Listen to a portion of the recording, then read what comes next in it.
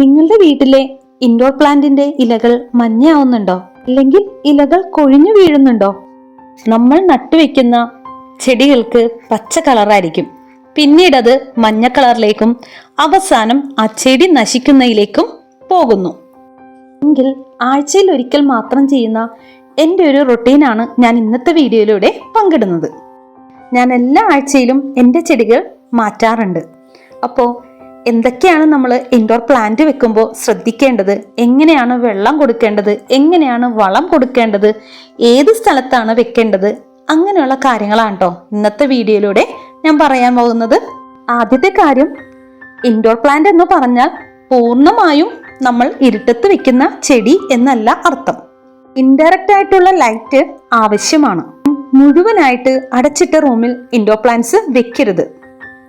എല്ലാ ആഴ്ചയും എൻ്റെ ചെടികൾ ഒരു സ്ഥലത്ത് നിന്നും മറ്റൊരു സ്ഥലത്തേക്ക് മാറ്റി വെക്കാറുണ്ട്.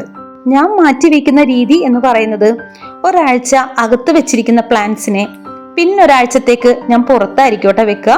അതായത് ഇൻഡയറക്റ്റ് സൺലൈറ്റ് കിട്ടുന്ന ഒരു ഏരിയയിലായിരിക്കും ഞാൻ വെച്ചിരിക്കുക. ഇപ്പൊ നിങ്ങൾക്ക് കാണുമ്പോൾ തന്നെ മനസ്സിലാവുന്നില്ലേ, എൻ്റെ വീട്ടിൽ അത്യാവശ്യം ഇൻഡോർ പ്ലാന്റ്സ് ഉണ്ട്. താഴെയും മുകളിലുമായിട്ട് അത്യാവശ്യം പ്ലാന്റ്സ് ഞാൻ സെറ്റ് ചെയ്തിട്ടുണ്ട്.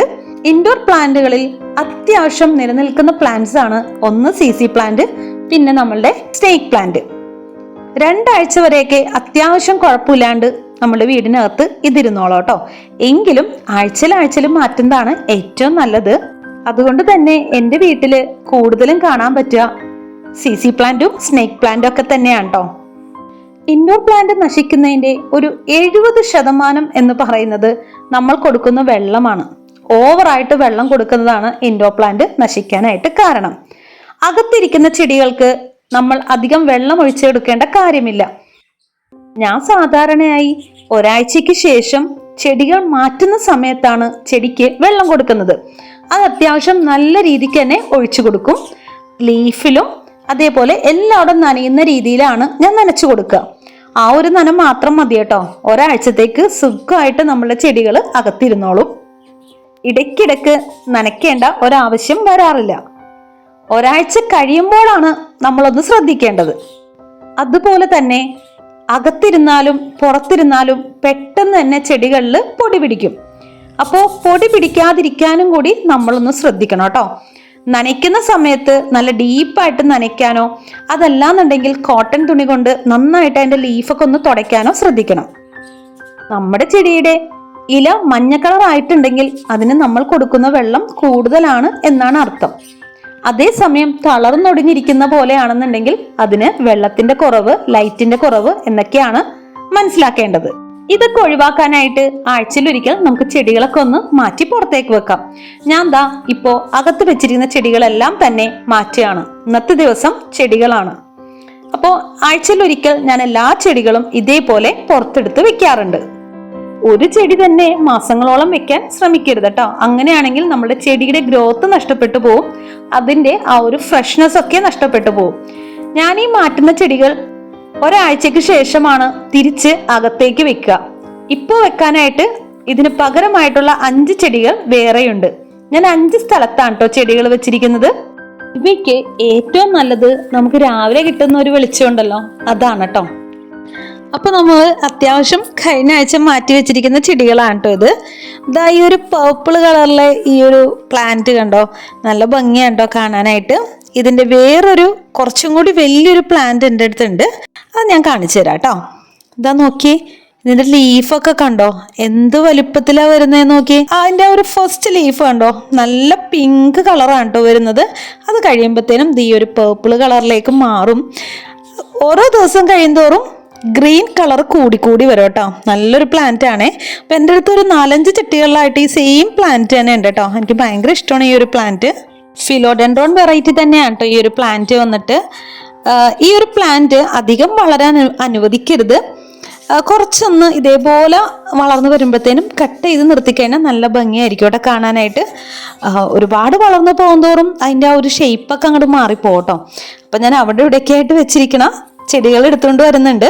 സെയിം ഈ ഒരു പ്ലാന്റ് ഒരാഴ്ചയായിരിക്കും ഇവിടെ പുറത്തിരിക്കുന്നത്. അകത്തും പുറത്തുമായിട്ട് അങ്ങനെ മാറി വെക്കും. പിന്നെ അടുത്തത് എടുക്കുന്നത് ഈ ഒരു പ്ലാന്റ് ആണ്. ഇത് നമ്മളുടെ റബ്ബർ പ്ലാന്റ് ആണ് കേട്ടോ. റബ്ബർ പ്ലാന്റ് ഞാൻ മുന്നൊരു വീഡിയോയിൽ കാണിച്ചിട്ടുണ്ടായിരുന്നേ. കട്ടിങ്സ് എടുത്ത് വെക്കുന്നത് ഈ 2 പോട്ടിലായിട്ടാണ് ഞാൻ നട്ടിരുന്നത്. രണ്ടും പിടിച്ചിട്ടുണ്ട് കേട്ടോ. ഇതാ കണ്ടോ, പുതിയ കിളിർപ്പൊക്കെ വന്നിട്ടുണ്ട്. അപ്പോൾ ഇതാണ് ഞാൻ അകത്തേക്ക് വെക്കുന്നത്. ഇതിൻ്റെ മദർ പ്ലാന്റ് ഞാൻ കാണിച്ചു തരാം കേട്ടോ. മദർ പ്ലാന്റ് ആയിട്ട് തന്നെയാണ് ഞാൻ വാങ്ങിച്ചതും. അപ്പോൾ ഇതാ നോക്കിയേ, നമ്മൾ കട്ട് ചെയ്ത് കഴിഞ്ഞപ്പോൾ അവിടെ നിന്ന് പുതിയതായിട്ടുള്ള ലീഫുകൾ വരുന്നുണ്ട്. അത് കൂടാണ്ട് സൈഡിലൊക്കെ പുതിയ മുളകൾ പൊട്ടി വരുന്നുണ്ട്. ഏറ്റവും താഴെയും വരുന്നുണ്ട് കേട്ടോ. അത്യാവശ്യം നല്ല ഗ്രോത്ത് ആയിട്ട് തന്നെ വരുന്നുണ്ട്. ആ മുളച്ച് വരുന്നത് നമുക്കെടുത്ത് വേറെ ചട്ടിയിൽ വേണമെങ്കിൽ അങ്ങനെയും മാറ്റി നടാം.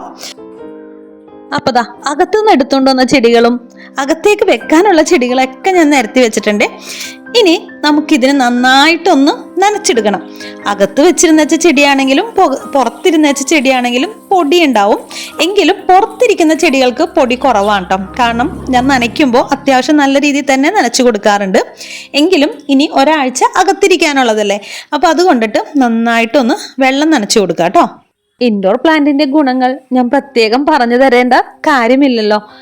ഓക്സിജൻ പ്രദാനം ചെയ്യുന്ന പ്ലാന്റ്സ് ആണ്. ഇതിനെല്ലാത്തിനും ഉപരിയായിട്ട് നമുക്ക് മനസ്സിന് സന്തോഷം തരുന്നവ കൂടിയാണ് ചെടികൾ.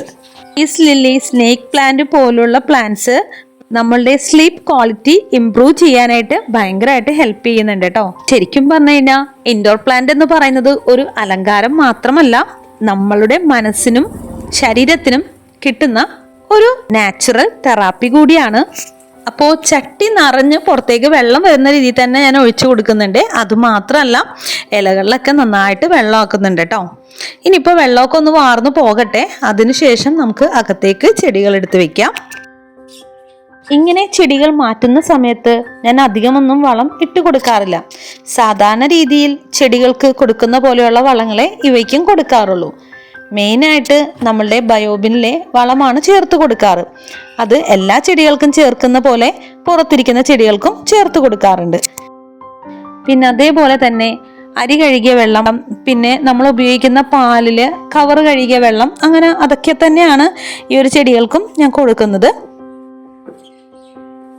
ഈ പാല് ചേർത്ത വെള്ളം ഭയങ്കര ഡൈല്യൂട്ട് ആയിട്ട് കേട്ടോ. അത്യാവശ്യം നല്ല രീതിക്ക് തന്നെ വെള്ളം ചേർത്ത് നമ്മൾ ചെടികൾക്ക് കൊടുക്കുകയാണെങ്കിൽ വളരെ നല്ലതാണ്. അതേപോലെ തന്നെ കുറച്ച് വെള്ളത്തിൽ പാലും കൂടി മിക്സ് ചെയ്തിട്ട് ഈ ചെടിയുടെ ഇലയൊക്കെ ഒന്ന് തുടച്ചു കൊടുക്കുകയാണെങ്കിൽ അതും ഭയങ്കര ഷൈനിങ് ആയിരിക്കും കേട്ടോ കാണാനായിട്ട്. അപ്പോൾ അകത്ത് വെച്ചിരിക്കുന്ന പ്ലാന്റിന് ഒരു പരിധി വരെ നമ്മളുടെ പോസിറ്റീവ് എനർജി ഉണ്ടാക്കാനായിട്ട് കഴിവുണ്ട്. അപ്പോൾ ഇന്നത്തെ വീഡിയോയിലൂടെ ഞാൻ പറഞ്ഞത് ഇൻഡോർ പ്ലാന്റിന് കൊടുക്കേണ്ട കെയറിങ്ങും അതിലൂടെ നമുക്ക് കിട്ടുന്ന ഗുണങ്ങളൊക്കെയാണ്. അപ്പോൾ വീഡിയോ ഇഷ്ടമായിരിക്കുന്നു. ഇഷ്ടപ്പെട്ടാൽ തീർച്ചയായിട്ടും ഒന്ന് സപ്പോർട്ട് ചെയ്തേക്കണേ. മറ്റൊരു പുതിയ വീഡിയോ ആയിട്ട് വരുന്നവരെ താങ്ക് യു ഫോർ വാച്ചിങ്.